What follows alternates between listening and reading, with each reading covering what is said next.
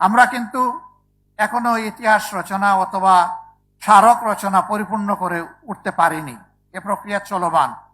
কিন্তু আমরা চিন্তা করলাম যে এখন বিভিন্ন দিক থেকে শহীদ পরিবার, আহত পঙ্গু সহযোদ্ধারা তারা বিভিন্নভাবে এখন হতাশাগ্রস্ত হতে যাচ্ছেন। এই সময় জাতির পক্ষ থেকে একটি দায়িত্বশীল ভূমিকা নিয়ে তাদের সামনে অন্তত কিছু জিনিস নিয়ে আসা দরকার। এই জন্য অসামর্থ্য রেখেই আমরা প্রাথমিক পর্বটা আপনাদের সামনে নিয়ে আসার চেষ্টা করেছি। এই কাজে দিন রাত খেটেছেন আমার যে সমস্ত তরুণ বন্ধুরা, সংগঠন তাদের কাছে ঋণী কৃতজ্ঞ। আমি আল্লাহর দরবারে দোয়া করি আল্লাহ যেন উত্তম প্রতিদান তাদেরকে দুনিয়া এবং আখিরাতে দান করেন, এবং জাতির জন্য এই ধরনের কল্যাণকর কাজে আল্লাহ যেন তাদেরকে আরো বেশি করে সামর্থ্য দান করেন। তাদের কাজ শেষ হয়নি, এটা একটা যুদ্ধ, তাদের এই যুদ্ধ অব্যাহত থাকবে আমি আশা করব ইনশাআল্লাহ। এই কাজ করতে গিয়ে মানুষ কেউ ভুলের ঊর্ধ্বে নয়। ধুলো, ময়লা ও ক্ষতিকর ধূলিকণা থেকে নিমিষেই মুক্তি দেয় চৌধুরী এয়ার পিউরিফায়ার।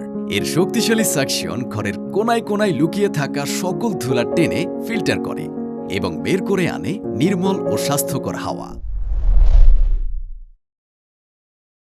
আমাদের কোনো ধরনের ডকুমেন্টেশনে, তথ্য সংগ্রহে এবং এখানে লিপিবদ্ধ করতে গিয়ে কিছু ভুল ত্রুটি হবে, এইটাই স্বাভাবিক। দুটা নাম আমরা ভুল ক্রমে 2 বার চলে এসেছে, আমরা এই সবগুলোর জন্য ক্ষমা প্রার্থী।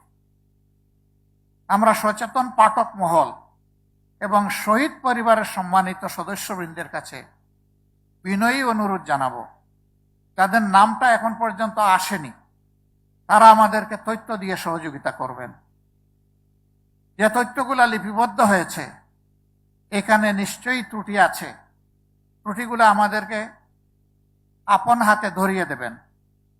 আমরা ইনশাআল্লাহ অনলাইনের মাধ্যমে এই ইতিহাসকে গোটা বিশ্ববাসীর কাছে পেশ করব এবং মেজর সবগুলা ল্যাঙ্গুয়েজেই পেশ করার চেষ্টা করব, শুধু বাংলা নয়, যাতে করে বিশ্ববাসী আমাদের বীরদেরকে জানতে পারে, বীরদের কৃতিত্ব এবং গৌরব গাথা তাদেরকেও যেন উৎসাহিত করে। আবু সাইদের শাহাদত ছিল এই আন্দোলনের একটা বিশাল টার্নিং পয়েন্ট। একটা নিবৃত পল্লীর ছেলে, গরিব পরিবারের সন্তান, তার পরিবারে তার মতো শিক্ষিত আশেপাশে, এই তার শিক্ষার আশেপাশে আরেকজন সদস্য নাই। সেই ছেলেটাই দুনিয়ায় নতুন ইতিহাস রচনা করলো। খোলা বন্দুকের সামনে টানা মেলে বুক চিতিয়ে বলেছিল, বুকের ভিতরে তুমুল ঝড়, বুক পেতেছি গুলুকর। সে জেনে শুনেই শহীদ হওয়ার জন্য ডানা মেলেছিল এবং তার পথ ধরে বাকি শহীদেরা বলেছে, আবু সাইদ আমাদের ভাই, যে শাহাদতের সিঁড়িতে সে পা রেখেছে, আমরাও জাতির জন্য সেই শাহাদতের পিঁড়িতে পা রাখতে চাই।